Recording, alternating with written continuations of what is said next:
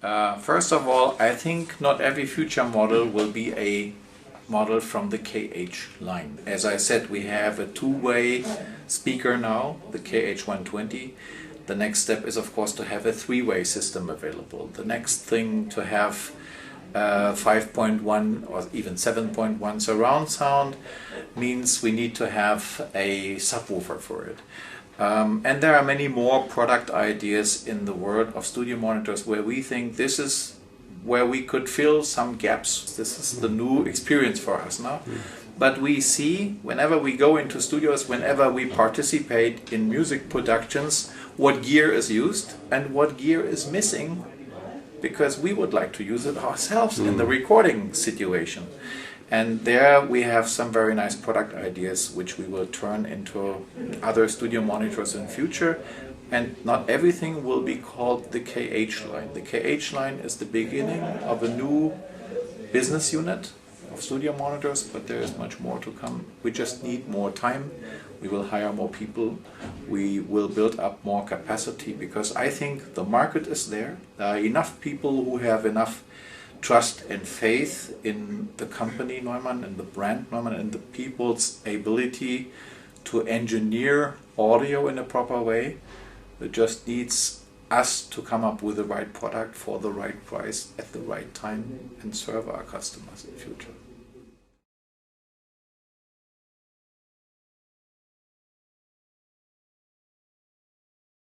Yeah, and if you're doing stereo work, it doesn't mean 2 channels, 2 speakers. You can have a subwoofer as well. What does adding a subwoofer bring? If you have the type of subwoofer where you pass the signal through the subwoofer and out to the main speakers, then you introduce a crossover, and it's usually in the 80 to 90 Hz region. And in the 08 or the KH810, we use 80 Hz. This is a good compromise between, oh, it's not even a compromise, it's a trade-off between parameters, between reducing the amount of work the main speaker needs to do and using the subwoofer to fill in the work that the main loudspeaker is not doing anymore. Now the advantage, if we reduce the work that the main loudspeaker is doing, then we will see less distortion in the mid-range from the loudspeaker, because it's not working so hard in the bass. Very, very simple. It will play cleaner. If you want to play louder, you normally have to buy a larger loudspeaker.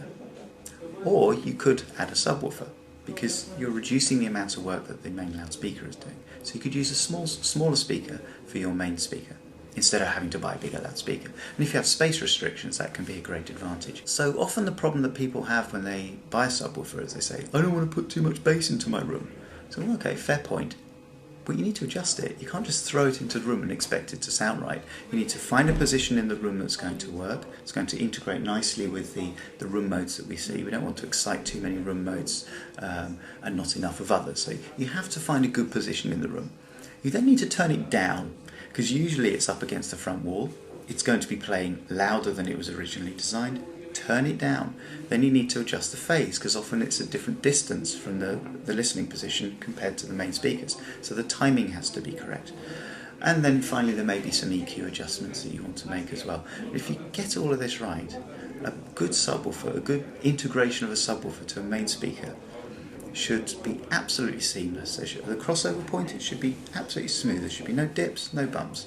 When you turn the subwoofer on in the system or take it away, the bass should not go up or down. It should just sound deeper.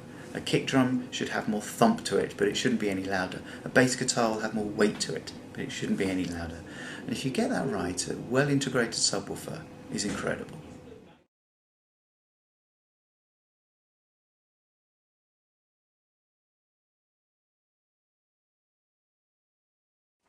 Well, in terms of microphones, it's of course a development over more than 8 decades, which has gone through people's mind. Everybody who worked with Neumann and who's still working with Neumann in these days learns this. For the microphone part, I think it's clear. We talked about service. We are saying we are servicing every microphone which we ever built after World War II with original spare parts, up to more than 80% with original spare parts.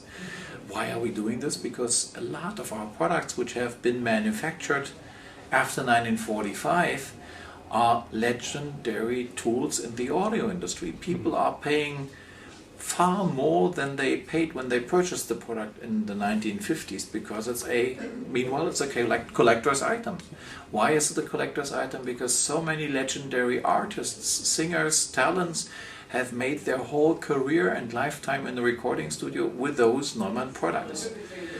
Of course, we will not be able to transfer this history to a new product line, our studio monitors right now, overnight. But what we can transfer, and what we try to transfer, is the mentality which has been developed over so many decades in the company in our employees' minds, so that the new people who are making studio monitors now, those are not the ones who made studio microphones in the past. Those are new people which we add to our number of employees and our colleagues, and they should learn that the definition of quality, for example, the rejection rate in production, is different at Neumann compared to many other companies in the world, at least in the audio industry. The difference of these quality levels is not 5% more or less. The difference is easy to explain. Most of the companies measure rejection rates from production in percent. We measure it in per mil.